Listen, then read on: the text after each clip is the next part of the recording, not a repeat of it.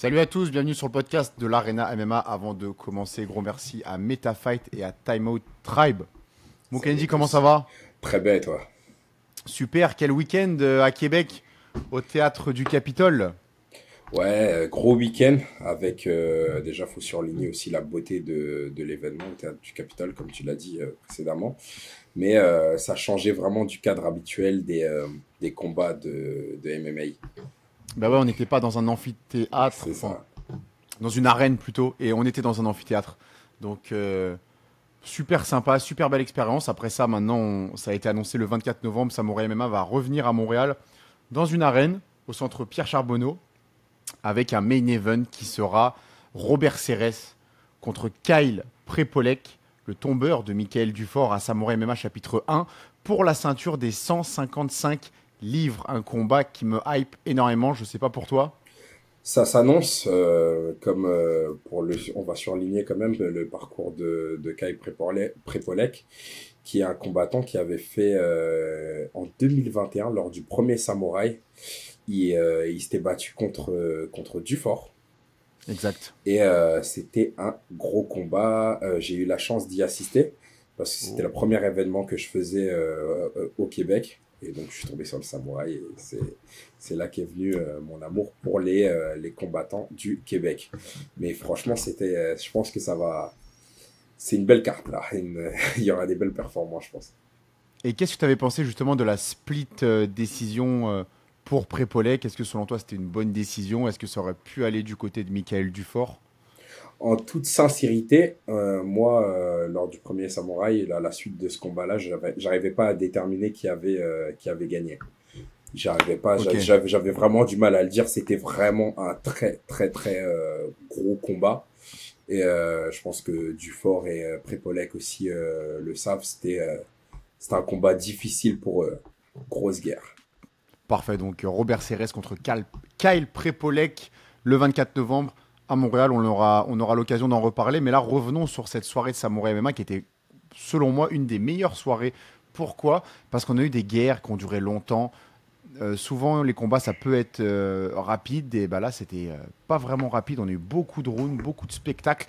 Et on va commencer avec Lorenzo Celis qui a battu par décision partagée Gordon Cunningham. Et quel combat pour entamer cette soirée, une vraie guerre entre les deux, aussi bien debout qu'au sol. Et moi, j'ai été impressionné par Lorenzo Celis, qui est super complet.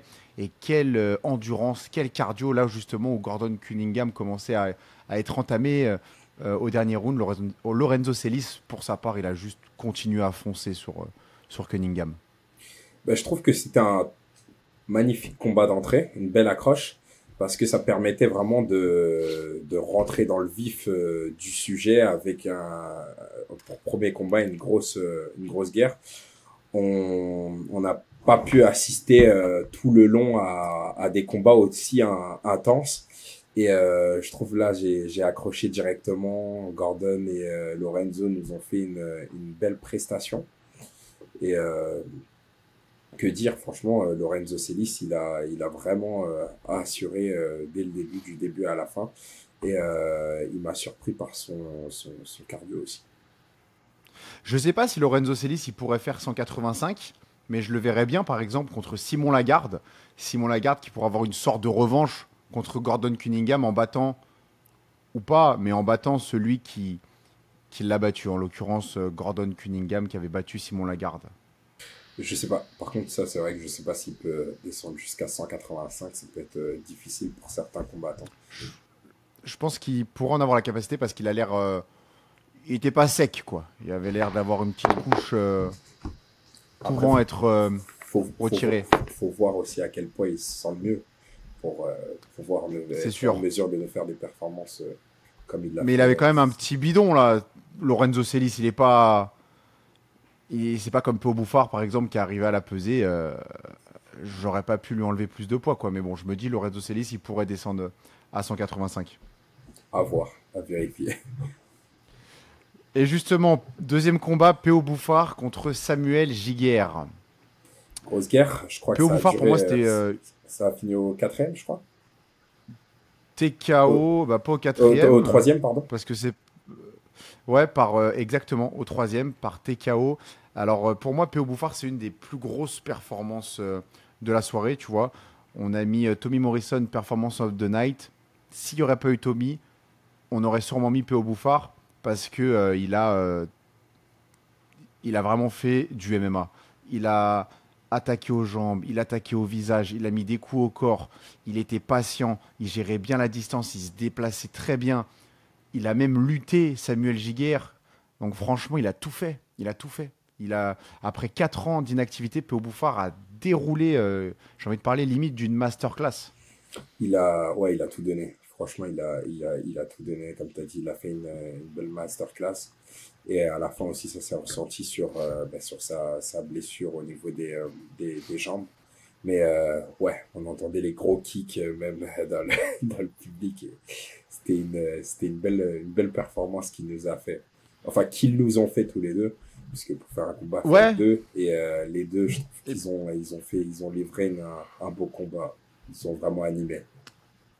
absolument. Samuel Giguère qui m'a surpris aussi, parce que debout, il était très à l'aise. Il boxait très bien, notamment au premier round. Mais P.O. Bouffard a su, de minute en minute, prendre le rythme du combat et de plus en plus lire Samuel Giguère. Et ses low kicks, vraiment, ils étaient impeccables.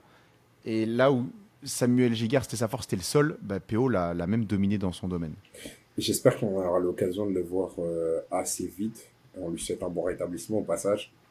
Mais j'espère vraiment qu'on aura l'occasion Ouais, de le voir assez vite, qu'il reste sur un gros rythme comme ça, une bonne dynamique. Ce serait vraiment bien de le voir sur un prochain Samouraï.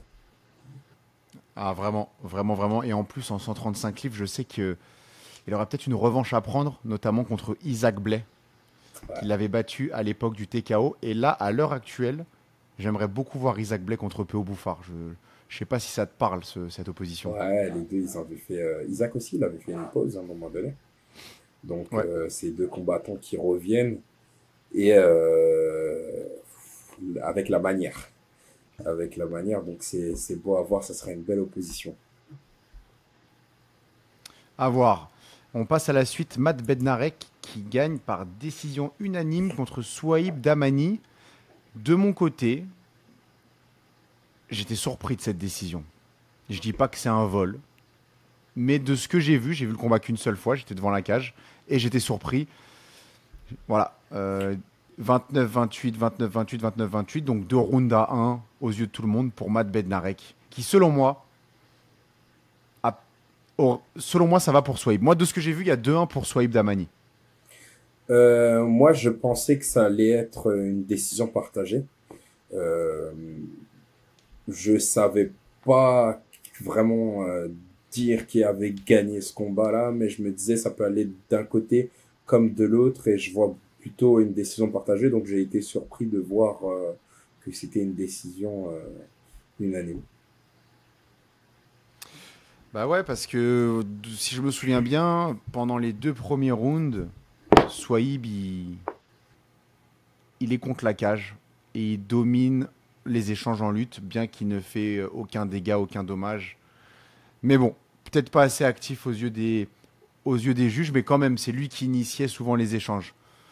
Euh, à chaud, c'est dur, donc combat que j'aimerais bien revoir, bien que c'était pas un combat en soi très excitant. J'aurais aimé voir Swaib prendre confiance en sa boxe, parce que quand il boxait contre Matt Bednarek, bah, ses coups, il touchaient. Mais tout de suite, il luttait après. J'aurais aimé le voir juste ne pas lutter et lutter seulement en cas d'extrême nécessité, disons. Ensuite, on a eu Mehdi Zedvand contre Takuya Nagata. Takuya Nagata et Mehdi Zedvand qui sont allés jusqu'au bout. Et Mehdi Zedvand qui a gagné par décision unanime, décision logique selon moi. Domination relative de Mehdi Zedvand, mais très belle résistance et très belle opposition de la part de Takuya Nagata, notamment en stand-up. Je pense que Takuya, à date, faut surligner son montant, parce qu'il est solide. C'est un combattant qui est assez difficile à finir. On l'a vu lors du précédent Samouraï faire une guerre contre Alex Morgan. Et Alex Morgan n'a pas réussi à le finir. Là aussi, contre Mehdi, n'a pas pu aussi le finir. C'est un combattant quand même qui est assez solide, puisqu'il prend quand même pas mal de coups. Et Respect, il est là, il se bat, il se donne à fond, il y met du cœur mais quelle performance de Mehdi. Mehdi qui en lutte est extrêmement dangereux. Oh là, Mais ouais, tu vois, je l'aurais attendu plus en lutte. Je l'ai trouvé, il ouais. avait du mal à amener Takuya au sol. Il s'est lui-même fait takedown fortement par Takuya Nagata. C'est ce qui m'a surpris aussi. Ça m'a surpris. Je Ça m'a pensais qu'il surpris. allait mettre plus d'intensité en lutte, pardon, mais je pense qu'il est tombé amoureux de son striking. Mais oui, mais tu sais, faut le dire aussi, en lutte, il n'arrivait pas souvent à mettre Takuya Nagata au sol. Quand c'était contre la cage, c'était pas facile, hein. Non, c'était pas facile. Donc moi, je sais pas si Takuya a un excellent niveau en défense de lutte, ou si peut-être Mehdi n'était pas dans un excellent jour, mais il n'a pas amené Takuya Nagata au sol quand il le voulait, quoi. Malgré le fait que Mehdi, c'est censé être un gros lutteur. Ouais. Je m'attendais aussi, comme toi, à ce qui est plus de phases de wrestling, ce qui est même plus de phases au sol, mais c'est un combat qui s'est quand même, Bah dans ouais. la majeure partie, déroulé debout. Mais je note quand même les magnifiques takedowns de Mehdi quand il arrive sur des phases de lutte. Franchement, c'est très très beau à voir ce qu'il peut faire. Et les transitions qu'il peut avoir, Ouais, c'est sûr. vraiment, ouais, c'est... Mais en tout cas, je m'attendais à plus de domination au niveau de la lutte, malgré le fait qu'il a quand même dominé. Et debout aussi, il était très bon, notamment parce qu'il mettait beaucoup de pression à Takuya Nagata. Donc une décision largement normale, une victoire large finalement de Mehdi Zedvand. Mais j'ai hâte de revoir Mehdi Zedvand. Et je sais pas dans l'interview d'après-combat ce qu'il t'a dit. Mais moi j'aurais pas mal de questions à lui poser, notamment par rapport à sa lutte, comment il l'a ressenti. Ouais, de toute façon, les interviews Est-ce qu'il t'en a parlé? vont sortir bientôt. Ce que Mehdi disait, c'est qu'il s'attendait quand même à un combat assez compliqué, il a beaucoup de respect pour cet adversaire. Et aussi son expérience. Takuya, mine de rien, c'est un Absolument, adversaire qui est absolument. bien plus expérimenté que Mehdi. Donc C'est vrai, c'est vrai. là, Ça a joué. faut pas oublier aussi, je pense que ça a joué. Et Mehdi a pu prouver que même face à des adversaires qui sont bien plus expérimentés et qui ont eu à faire à combattre dans des grosses ligues, Mehdi peut quand même s'imposer et avec la manière. Il, a- il avait 9-6 Takuya Nagata, donc 15 combats pour Takuya Nagata. 3 pour Mehdi, peut-être 4 si on compte son Ouais. non-contest. Mais quoi qu'il arrive, une grosse différence d'expérience en effet. Mais j'ai hâte de revoir Mehdi Zedvand et même Takuya Nagata car j'ai trouvé qu'il s'était même amélioré Takuya. Ouais, j'ai trouvé qu'il avait fait une Ensuite, meilleure performance cette fois-ci, hein. ouais, hein, ouais, on est d'accord. Frédéric Duprat qui gagne par guillotine au premier round. Et j'ai oublié le nom de son adversaire parce que je les confonds un peu tous en Jordan ce moment. Beltran. Exactement, Jordan Beltran, qui avait énormément d'expérience, hein. 23 combats, donc 7 pour Frédéric Duprat en pro, 23 pour Beltran. C'était le plus gros test de Frédéric Duprat, Et il faut pas oublier que selon Frédéric moi, a à accepté le date, combat 2 semaines avant, je crois, à peu près. dans une catégorie, dans un catchweight, d'ailleurs le poids n'a pas été respecté au final par son adversaire, qui l'a manqué de 2 livres. Donc short notice, catchweight, adversaire beaucoup plus expérimenté. Ça n'a pas empêché Frédéric Duprat de placer sa guillotine au premier round. Comme on le surligne souvent, Frédéric, c'est vraiment un expert de la guillotine. Je crois c'est quelque chose, c'est une arme qu'il maîtrise bien. C'est peut-être sa meilleure arme. Mais c'est un combattant très complet en plus. C'est un combattant très très complet, un combattant redoutable.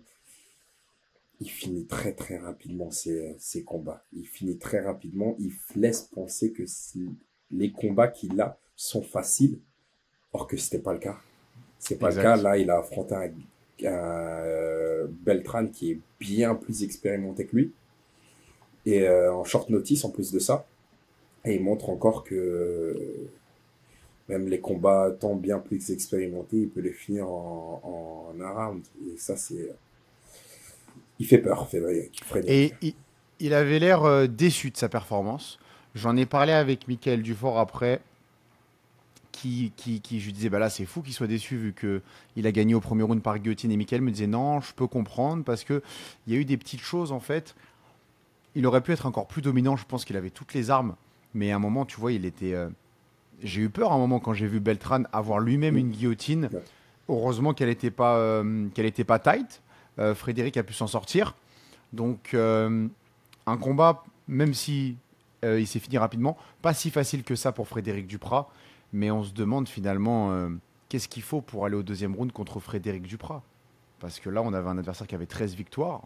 C'est quoi la suite, quoi? C'est quoi la suite? Sûrement une défense. D'ailleurs, en parlant de défense, il y a quelqu'un qui a fait savoir qu'il était intéressé pour sa ceinture lors de cette soirée. C'est monsieur Elpidio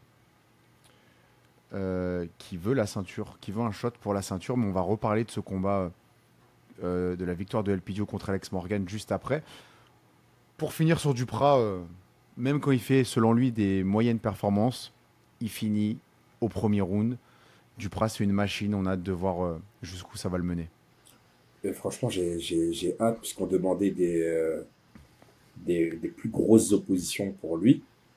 Là, on a des On les adversaires a. avec des assez beaux palmarès. Mais Duprat est capable quand même de les soumettre au premier round. Maxime Soucy qui gagne par TKO au deuxième round contre Neftali. J'aime bien ce prénom-là. Neftali Burgos. Neftali Martinez Burgos. 6-6 pour Burgos. Maxime Soucy qui était à 4-1. Gros combat. J'ai été surpris de Neftali Burgos, 21 ans. Mais quelle ardeur. Très bon combattant, hein. Il a vraiment mis Maxime Soucy en difficulté au premier round. Maxime Soucy a su très bien s'adapter, très bien rebondir et gagner par TKO. Mais c'était pas facile ce combat-là. Donc très belle performance de Maxime Soucy face à un très bon adversaire. Comme il disait en interview, Maxime, c'est qu'il a, quand il a senti Neftali Burgos le frapper, il a directement respecté son power et il s'est dit, ah, ok, le jeune homme frappe fort, va falloir se méfier. Et donc, et sachant que Maxime est connu pour avoir un beau striking, il strike bien, c'est sa force. Là, au deuxième, il a dû rechanger son style pour aller plus chercher les phases de lutte et se montrer supérieur dans ce domaine-là. Et franchement, c'était beau puisque tu vois vraiment le changement et l'adaptation qu'il y a pu avoir entre le premier round et le deuxième round. Gros respect à Maxime qui a su faire preuve d'une grande intelligence à la pause pour mieux adapter son jeu et réussir à finir son adversaire par TKO. Mais je pense que ça, c'est notamment une de ses grandes forces à Maxime Soucy. Il a un très très bon fight IQ et il sait très très bien s'ajuster par rapport à ses adversaires. Ça Ouais, fait partie de ses grandes qualités à Maxime Soucy. l'adaptation, c'est sa force, c'est sa clé. Et, mais je m'attendais pas à une telle adaptation entre le premier et le deuxième. Parce que même moi, j'ai eu peur lors du premier round. Je commençais à Ouais. me douter. Et là, j'ai vu lors du deuxième round qu'il a totalement changé son style pour réussir à finir son adversaire. Et ça, c'est notable. Maxime Soucy qui avait ramené des fans qui ont fait résonner le théâtre du Capitole. C'était très très très sympathique. Même à Très très l'interview, bien. on a eu du mal à faire l'interview. Ah ouais, hein? Il a une grosse fanbase. Il a ramené tout le monde. Bah ouais, parce ça fait longtemps qu'il s'était pas battu au Québec, vu Mais qu'il se oui, bat lui à BFL. Et d'ailleurs, mais oui. on peut mentionner le fait qu'il a call out encore une fois. Ça fait 2 fois à nos micros qui dit qu'il veut se battre contre Matteo Vogel pour récupérer le titre undisputed du BFL à 145 livres. Ouais, s'il se bat, ça sera à Vancouver. Et Exact. on attend que ça, hein. Let's go, Maxime. Un Franchement, combat excitant. ouais, mais Un oui. combat excitant. On le couvrira, c'est sûr, si ça arrive. Vogel, pour rappel, Ensuite, qui avait combattu récemment au Dana White Contender Series et qui a et qui malheureusement a perdu. perdu selon les juges, même si la décision est très contestable. Marco Elpidio qui signe le upset, et le mot est faible, de la soirée en battant Alex Morgan, premier Mexicain à gagner à Samouraï MMA. Et c'est tout simplement une surprise. C'est choquant un petit peu, on s'y attendait pas. Alex Morgan, il était vraiment bien installé dans ce combat. Il faisait ce qu'il sait faire. Il avait un super timing, un super déplacement, des super low kicks, un bon gauche-droite. Et là, boum. Et c'est ça aussi le MMA. Je, D'un je, coup, il suffit d'un coup.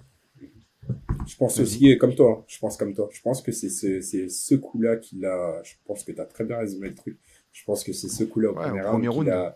qu'il a knockdown et qu'il l'a totalement déstabilisé pour la suite de son combat. Et il a du cœur. On a pu voir qu'il a pu Il est revenu remonter la grâce à sa pente lutte. et beaucoup lutter, donc changer de style, s'adapter. Et malheureusement, au final, Marco a pu s'imposer sur le combat. Mais comme tu l'as dit, on s'attendait pas à ça. Après, c'est ça qui fait la beauté de ce sport. C'est que Ap- il suffit d'un coup, comme ouais. tu dis. Après, il y avait une grosse différence de gabarit dans la cage. L'adversaire a manqué le poids de 3 livres. 3 livres sur la pesée le jour des weigh-in, ça peut finir à 10 livres dans la cage de différence. Mais encore là, c'est ce coup-là, c'est ce premier round-là qui, je pense, je sais pas à quel point il s'en est parmi en fait de ce coup-là. Est-ce que après un gros knockdown, un double knockdown même parce qu'il se relève direct et il s'en reprend un, on dirait qu'il a jamais su récupérer à 100% de ce knockdown au premier round. Parce que même en lutte, il était, il était plus lui-même après, moins, il était à 70% de ce qu'il sait faire, j'ai l'impression. C'est mon impression, j'ai vu le combat une seule fois. C'est ça. Et Mais dis-moi ce que t'en penses. j'aimerais bien à l'occasion, peut-être on aura l'occasion d'approfondir et il aura l'occasion de nous expliquer, de Oui, nous détailler un peu plus. Mais je pense qu'il a été difficile pour lui de s'en remettre. Je pense qu'il était plus très lucide à la suite de ce knockdown-là. Et que l'adversaire, peut-être Burgos, avait pris un peu l'ascendant psychologique pour les rounds à venir. Marco Elpidio, donc qui bat Alex Morgan par décision unanime. Encore là, ça aurait pu aller du côté d'Alex Morgan. C'était quand même serré malgré tout. Parce que Alex, il dominait ce premier round. À part ça, il domine. Hein. À part ça, il domine. Donc, à quel point le scoring a le coup de Elpidio a fait pencher la balance des juges pour donner le premier round à Elpidio. C'est à revoir. C'est à revoir. Mais bon, de toute façon, le résultat est tel quel. Comme tu as dit, les combats après, faut les re-regarder pour mieux comprendre. Et, euh, et d'ailleurs, Marco qui a dit qu'il veut être le premier, à la fin de l'interview, qui a dit qu'il veut être le premier Mexicain à prendre la ceinture. Ouais, c'est ça, De absolument. prendre la ceinture. Donc, moi, il m'a parlé de la ceinture lightweight.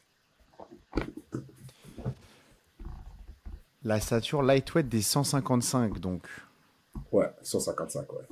Oui, ok, mais là, celle-là, elle va déjà être disputée entre Cérès et Karl Prepolek le 24 novembre. Ok, donc il n'a pas call-out Duprat finalement. Finalement, c'est pas celle des 145 qu'il Non, veut. moi Bien il que, m'a encore une parlé. fois, on a. Moi aussi, je pensais qu'il allait call out Duprat.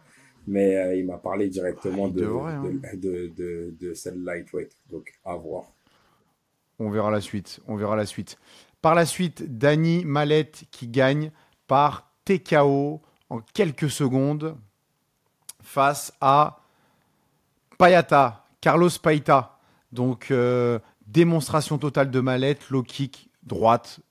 Une droite en contre absolument magnifique, un timing de pro. Il avait eu la chance et l'occasion d'envoyer un bon jab aussi au démarrage du combat. Démonstration de striking de la part de Dani Mallette qui écrase son adversaire et qui après pointe Jonathan Ramsey du doigt en montant sur la cage et en annonçant officiellement qu'il veut, comme on pouvait s'en douter, sa revanche.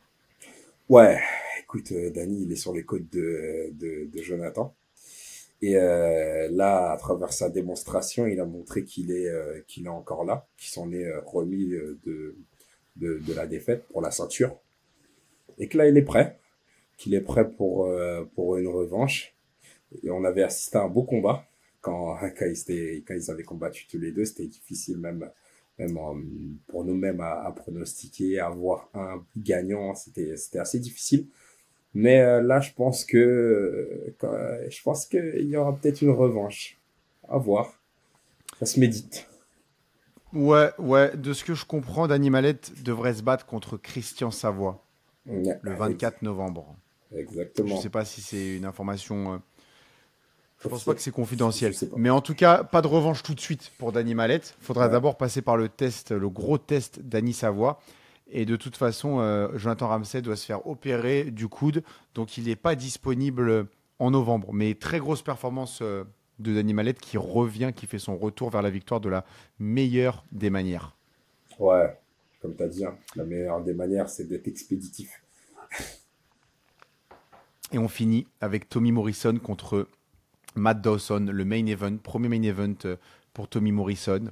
Et il a fait, selon moi, sa meilleure performance en professionnel de sa carrière avec une maîtrise totale. Il avançait, il boxait, il kickait, il luttait, il a tout fait. Il a dominé dans tous les compartiments. Il a dominé, mais de manière vraiment large.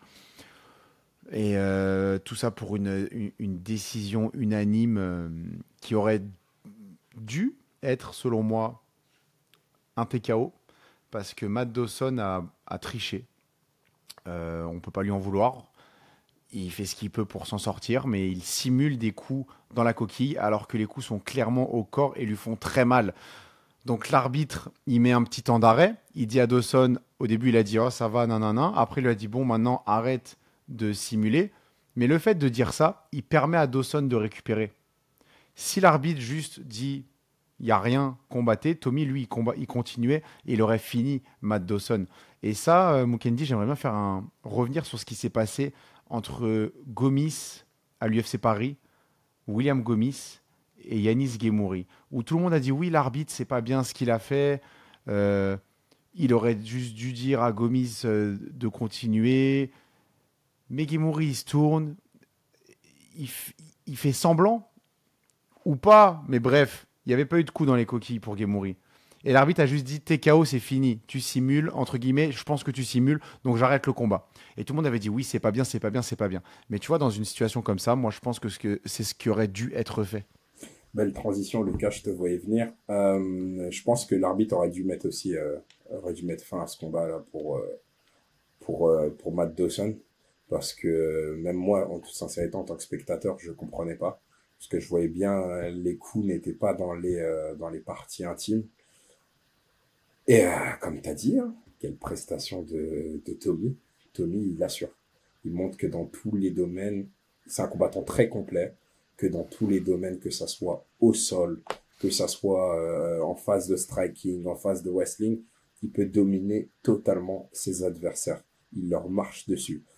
Après, il m'a quand même, à un moment donné, il fallait faire quand même attention, puisque Matt Dawson, c'est un combattant qui a de l'expérience, du moins plus que Tommy.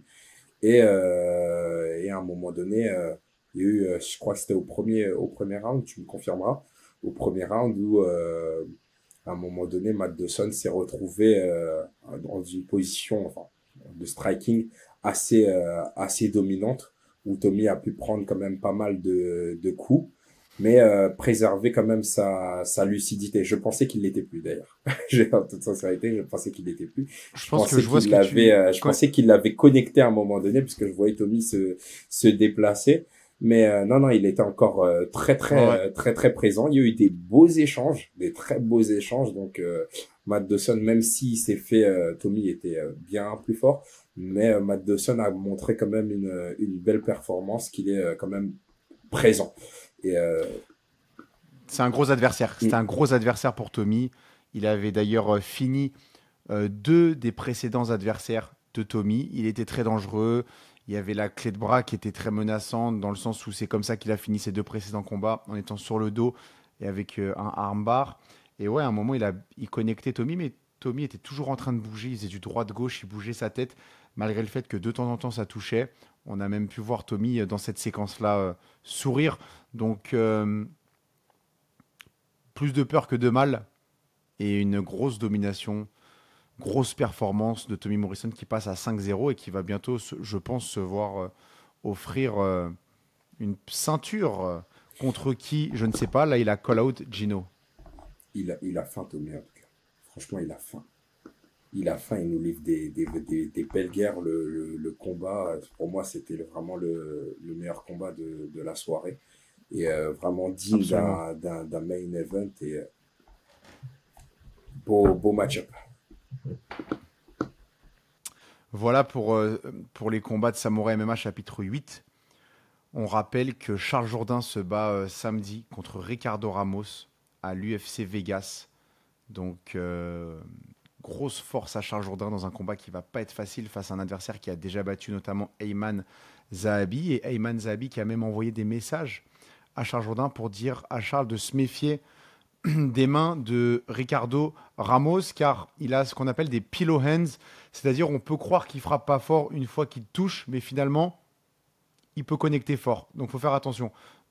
Un combat que j'ai très hâte de voir. Je sais pas ce qu'il en est pour toi, Mukendi. Moi aussi, j'ai hâte de le voir. C'est beau de voir cette solidarité qu'il y a entre les combattants canadiens qui se donnent les clés pour vaincre les adversaires. Et je pense que Charles va le faire. Je pense que J'y Charles crois. va le faire. Ouais, je pense aussi. Ouais, je le sens bien. Ouais, et c'est un showman, Charles. Et lorsqu'il y a des échéances, il répond toujours présent.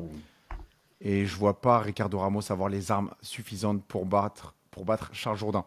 On peut aussi parler de samedi, qui va être une grosse soirée, parce qu'il y a aussi notre ami Michael Dufort qui va tenter de s'emparer de la ceinture des lightweight chez Cage Titan contre Joe Giannetti. L'interview de Michael Dufort va sortir très bientôt. Et on a hâte que Michael ramène cette ceinture au Québec. Ouais, Joe Giannetti, qui était aussi, c'est un ancien combattant de l'UFC, qui a d'ailleurs, du moins, qui a déjà combattu là-bas. Et Michael Dufort, qui est connu aussi pour ça, un peu comme... Eh ben oui. connu aussi pour sa guillotine. Sa guillotine est terrible. C'est des combattants il a une très grosse lutte. On le sent très confiant. Il est très préparé. Il prend ce combat très au sérieux. Je pense que là, il veut tout prendre. Il va dans toutes les organisations. Il veut tout rafler, Michael. Il est là pour la gagne. Et je pense que là, il nous réserve un très beau combat face à un adversaire aussi avec un peu plus d'expérience que lui, je crois. Mais j'ai hâte de voir tous ces combats samedi. Là, on va bien étudier ça. Grosse soirée samedi. Comptez sur nous pour débriefer les deux combats. Donc, on va vous tenir informés sur les résultats et sur ce qu'on en pense. Merci encore à MetaFight. Devenez vous aussi manager virtuel numéro 1 en plus d'avoir des gains en crypto. Donc, merci également à Timeout Tribe. Leurs produits seront bientôt disponibles avec un code promotion l'Arena MMA. Merci Mukendi. Merci à toi, Lucas. Bonne soirée à tous. Bonne soirée.